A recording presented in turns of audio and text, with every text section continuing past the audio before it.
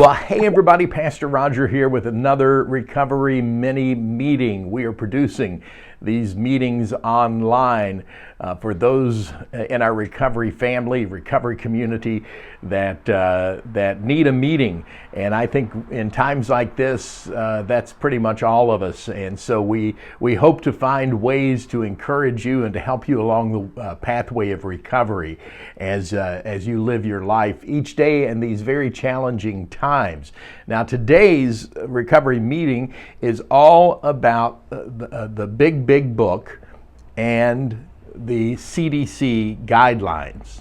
What I'm talking about is what Bill W. and Dr. Bob referred to as the Bible. They called it the big book, and the CDC guidelines, Christ's divine cautions, and how all of that works together in terms of giving us a guide for life. You know, somebody wants to find the Bible, because I know a lot of people just see it as just this ancient old book that is just filled with do's and don'ts and rules. But actually what this is as somebody defined it once, the BIBLE, basic instructions before leaving Earth. And it is a guideline for living our lives, just like these guidelines with the coronavirus are to protect us and to keep us healthy. That's what the Bible is. So we're going to be looking at some guidelines, some Christ's divine cautions in His Word today, and then we're going to be considering how we apply those things to our recovery. There's an interesting verse in the book of Jeremiah in the Old Testament of the Bible. It's found in the 7th chapter and then the 24th verse, and Jeremiah notes that they did not listen. He's referring to the Israelites. He says they did not listen or pay attention. Instead, they followed the stubborn inclinations of their evil hearts. They went backward and not forward. In other words, he's saying, listen, they were given the guidelines, they were given the cautions, they were given the opportunity to live by obedience, and instead they chose to ignore those things. They chose not to pay any attention. They chose to do that because their hearts were stubborn. Their hearts were inclining them to be stubborn, and it says as a result they went backward and not forward. So our goal here is to help you today to go forward in your recovery during this very crucial time here in our community and world. And so how do we do those things? What guidance can the Bible give us? What can the big book give us that will help us to go forward? Well, number one, I believe there's clear guidelines in the Bible that we need to watch our surroundings. Now, I'm not talking about social distancing. I'm not talking about keeping yourself away from people. What I'm talking about is to watch our surroundings, to be careful in terms of the people that we are around. If we are working recovery, it's dangerous for us to be around anyone who is not working recovery, not working on living their life in the right way. So we need to avoid, again, those people, places, and things that we'll talk about. We need to be careful about our surroundings. We also need to be careful about being around the negative Nellies in this world during times like this and in our recovery more than ever. Those people who just want to talk about negative things and being critical of this and critical of that and putting people down and those kind of things. We have to watch very carefully about our surroundings. So that's the first guideline that I think that Christ's divine cautions is going to give us. The second thing we need to do is we need to make a covenant with our eyes. Now, what do I mean by that? In Job, it talks about how he made a covenant with his eyes. He was careful about what he watched. I think one of the dangers for us in our culture and world today, and it's just as true among women as it is men, but I can speak to the men's issue far better because I've struggled with that myself. But watching what I let into my eyes, pornography and those kind of things play heavily into our addiction. And there will be a tendency during stressful times to numb out, and we'll say, okay, well, I'm not using drugs, I'm not drinking, but I'm doing it by pornography. Well, it's causing the same damage. It's not about the ingestion of the things that I see so much as the result of the chemicals in the brain and what results from that. It's the same with the drugs. In fact, it's well known now that the result of viewing pornography has the same chemical release in our brain. It carves the same neuropathways in our brain as does crack cocaine. And so we have to be very careful about what we let into our eyes. We need to make a covenant. In other words, make an agreement with our eyes. I'm going to watch what it is that I watch. A third area is guard your heart. Guard your heart. The Bible tells us that our heart is the wellspring of life, and so we have to be very, very careful about all the input, our ears, our eyes, because these things infect our heart. And just like some kind of coronavirus, some kind of virus that comes along, it can create lots of issues. And so guard your heart. It is the wellspring of your life. Now, I'm not talking so much about that organ here in our chest that's beating and pumping the blood. I'm talking about the center of our life, our soul, our mind, our will, and our emotions during this time.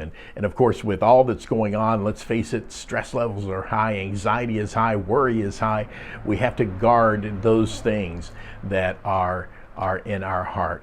And then the last one that I just want to share with you today is that we need to quarantine. We need times of isolation.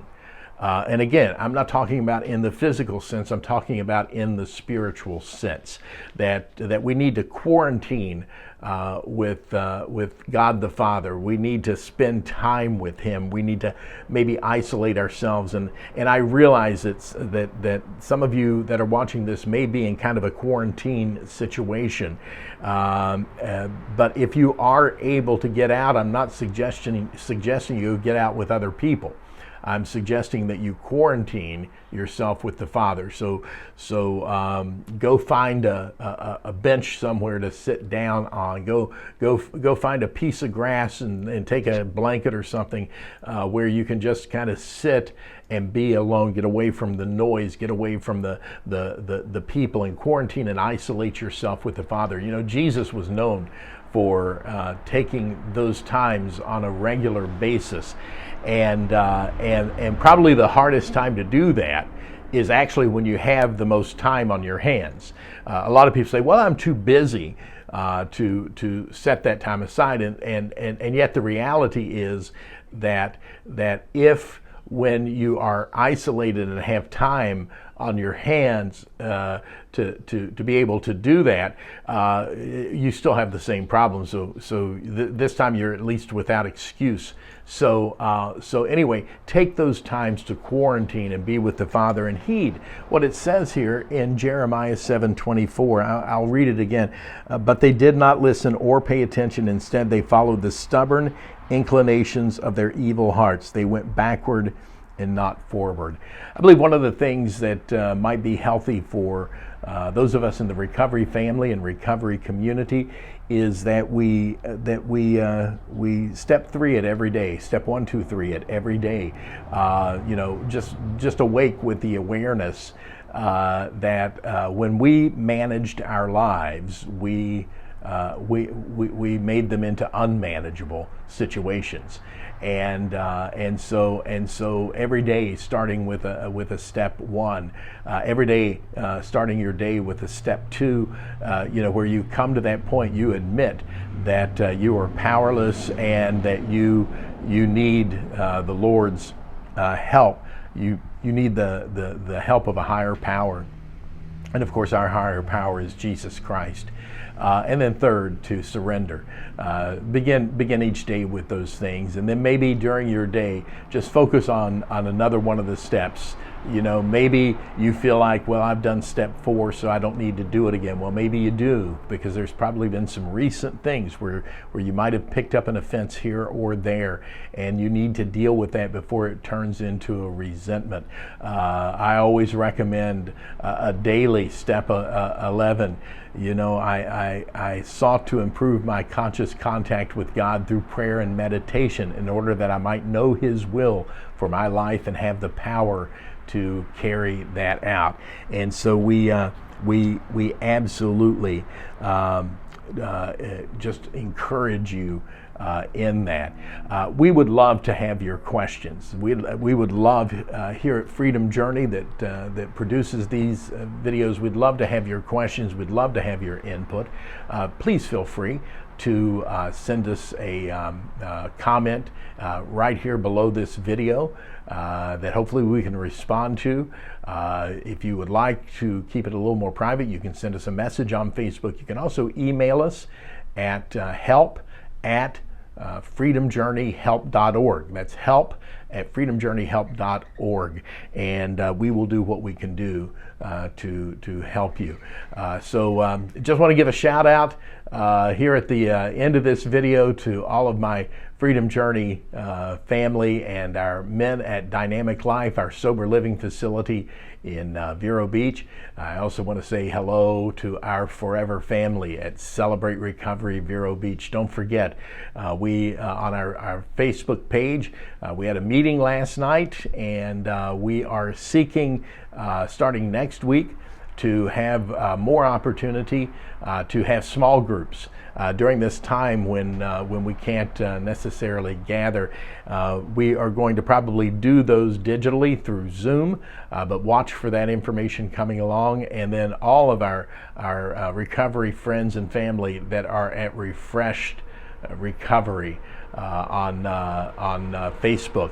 We don't know all of you, obviously. We know some of you because a lot of our community here in Vero Beach has joined that group, and is getting great encouragement from Jared and all who post in that group. So we want to say hi to all of our Refreshed Recovery friends and family, and then guys, love to hear from you. Give us a text at 772-562-3185.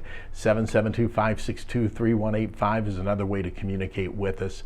And my prayer for you is today that you won't be like these Israelites who did not listen or pay attention, followed the stubborn inclinations of their heart, and they ended up going backwards, not forwards. We're all about going forward. God bless you, and have a great day. I look forward to another meeting with you soon.